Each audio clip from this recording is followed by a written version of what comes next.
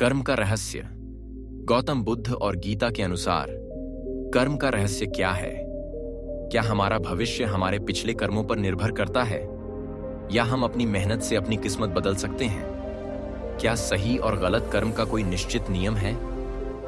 गौतम बुद्ध और भगवद गीता में कर्म को लेकर क्या सिखाया गया है? आज हम जानेंगे एक ऐसी प्रेरणादायक कथा जो आपके जीवन को नई दिशा दे सकती है। दोस्तों, कर्म का सिद्धांत सदियों से हमें सही मार्ग दिखाता आ रहा है। भगवद गीता में श्री कृष्ण ने अर्जुन को कर्मयोग का ज्ञान दिया था।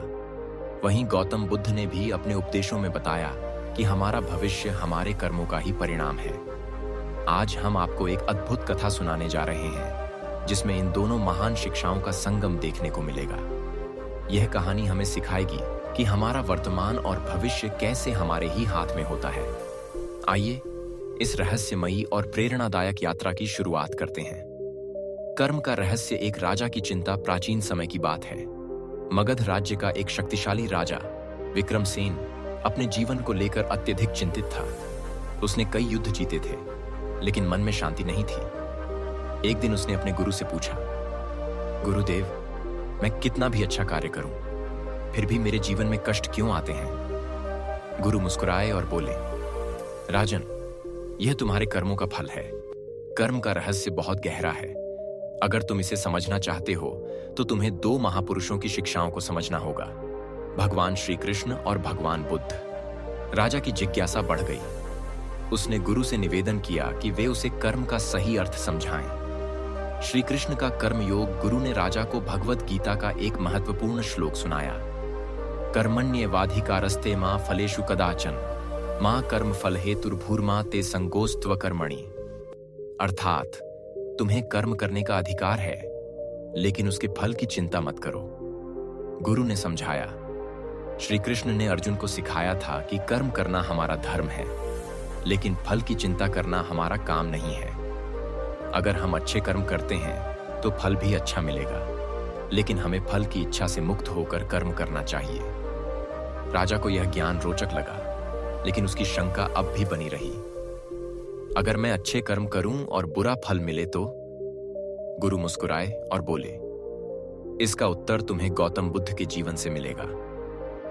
गौतम बुद्ध की शिक्षा। गुरु ने एक और कथा सुनाई। गौतम बुद्ध के समय में एक व्यक्ति उन्हें बहुत बुरा भला कहता था, लेकिन बुद्ध ने कोई प्रतिक्रिया नहीं दी। जब उनके शिष्य ने पूछा कि वे चुप क्यों रहे, तो बुद्ध ने उत्तर दिया, अगर आपको ये वीडियो अच्छी लग रही है तो प्लीज़ इस वीडियो को लाइक जरूर करें। अगर कोई तुम्हें उपहार दे और तुम उसे स्वीकार न करो तो वह उपहार किसका रहेगा? शिष्य बोला, वह तो देने वाले का ही रहेगा। बुद्ध बोले, इसी प्रकार जब कोई तुम्हें गाली देता है लेकिन तुम उसे स्वीकार नहीं करते तो वह गाली देने वाले के पास ही रह जाती है।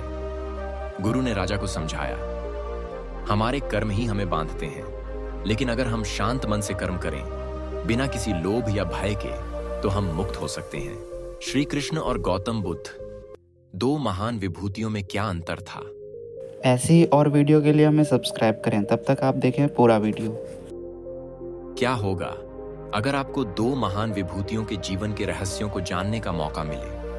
एक ओर हैं भगवान श्री कृष्ण, जिन्होंने धर्म की स्थापना के लिए महाभारत में गीता का उपदेश दिया। दूसरी ओर हैं गौतम बुद्ध, जिन्होंने दुनिया को शांति और अहिंसा का मार्ग दिखाया। दोनों ही अवतारी पुरुष थे, लेकिन उनका दृष्टिकोण, शिक्षाएं और जीवन शैली एक दूसरे से बिल्कुल अलग थी। तो आखिर क्या अंतर था इन दोनों महान आत्माओं में? आइए इस रोचक कहानी के माध्यम से जानते हैं। दो अलग अलग युग, दो अलग अलग विचारधाराएं, लेकिन एक ही उद्देश्य, मानवता का कल्याण। श्री कृष्ण एक योद्धा, दार्शनिक और राजनयिक थे, जिन्होंने कर्मयोग और धर्म का संदेश दिया। गौतम बुद्ध एक सन्यासी, ध्यान योगी और अहिंसा के उपदेशक थे, जिन्होंने इच्छाओं के त्याग और शांति का मार्ग दिखाया। दोनों ने लोगों को सत्य, धर्म और मोक्ष की राह दिखाई, लेकिन उनके तरीकों में बहुत बड़ा अंतर था।